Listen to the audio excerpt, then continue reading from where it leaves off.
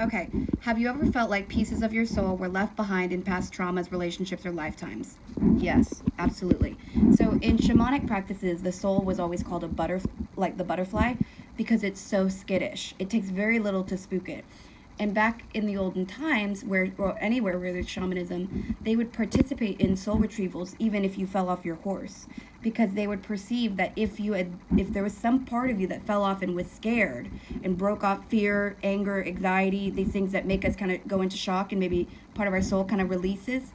Because also the soul is sort of like a salamander tail. It's intended to be able to kind of break off with trauma, so that you're not inhibited in all that you do. But then imagine that you break off all these different pieces, because trauma, you're not quite yourself anymore. You're not quite as whole as you were. So there's journeys, we call journeymen, or we call them soul retrievals, where people can go and really journey back to the places where they lost those shards. A lot of the soul, like, when you think about, not a lot of, I would say, there is a portion of the life review when you pass away, and when you're getting ready to figure out what's your score, right? How'd you do in this lifetime? How was the test? When you're grading your test or the life review, they will, of course the notice of where did we leave parts of ourselves behind. And in the worst case scenarios where somebody dies and their soul is not whole enough to cross over, that's where angelics get involved, and that's where a different type of soul review can occur, and that's where you see energies go into what I would call halls of healing.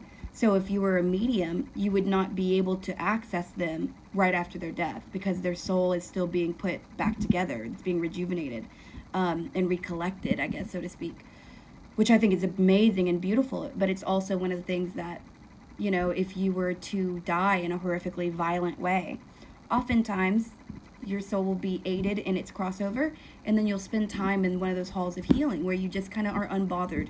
You're kind of left alone. You're able to sort of just rest in the music. That's one thing people say all the time, is that when you cross over, there's music. It's just like a low, it's the music that creates all of your experience there. And so it's like kind of this thing that you can just soak up, and it kind of reattunes, and especially if you're in a place specifically for healing, because there's energies that pass away. And one thing you can do is you can come back and be a guide, and sometimes you can go into these specialized practices, like you can help people put their energy back together when they die. There's healers like that never become guides and go straight to the halls of healing. So there's preservers of knowledge as well. Anyways, I got off topic. I hope this helps.